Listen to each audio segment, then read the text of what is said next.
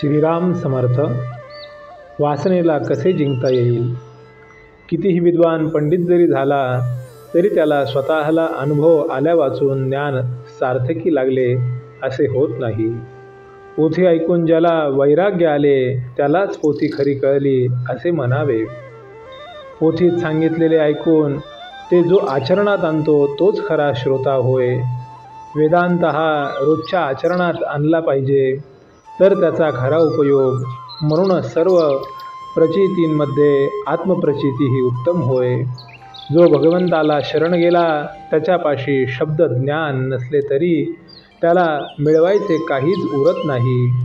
जो शब्दज्ञानाच्या मागे जातो त्याचा अभिमान बळावतो.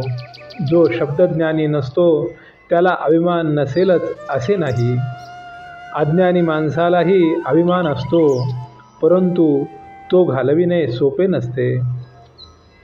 सद्गुरूला शरण जा म्हटले तर अज्ञानी माणूस मुकाट्याने शरण जाईल, त्याला शंका येणार नाही. काशीला जाणारे पुष्कळ रस्ते आहेत, पण कोणत्याही रस्त्याने जायचे तरी आपले घर सोडल्याशिवाय जाता येत नाही. हे जसे खरे तसे कोणत्याही समाधान वासना बाळगून किंवा ती देवापासून निराळी ठेवून भागणार नाही. ती देवाची करायला तिला मारायला देवाचे स्मरण पाहिजे. भगवंताचे होणे हे माझे या जन्मातले मुख्य काम आहे असे समजावे. मी भगवंताचा कसा होईन याचा सारखा रात्रंदिवस विचार करावा. मी दुसरा कोणाचा नाही ही खात्री असली म्हणजे भगवंताचे होता येते. आपले मन वासनेच्या अधीन होऊन तात्पुरत्या सुखाच्या मागे गेल्यामुळे थप्पड खाऊन परत येते. लोक समजतात तितके वासनेला जिंकणे कठीण नाही. आपली वासना कुठे कुंतते ते पाहावे. आपल्या अंगातले रक्त काढून ते तपासून आपल्याला कोणता रोग झाला आहे हे डॉक्टर पाहतात. त्याचप्रमाणे आपले चित्त कुठे गुंतले आहे हे आपण पाहावे.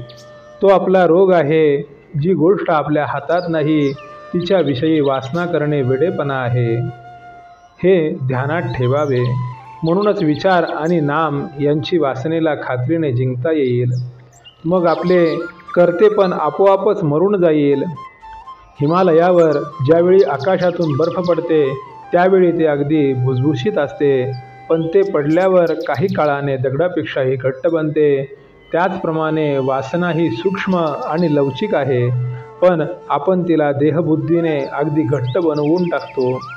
मग ती काढणे फार कठीण जाते. भगवंताची वासना ही वासना होऊनच शकत नाही.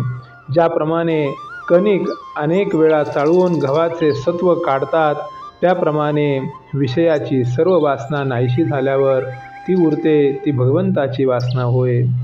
वासना मरायला भगवंताचे अधिष्ठान हा एकच उपाय आहे.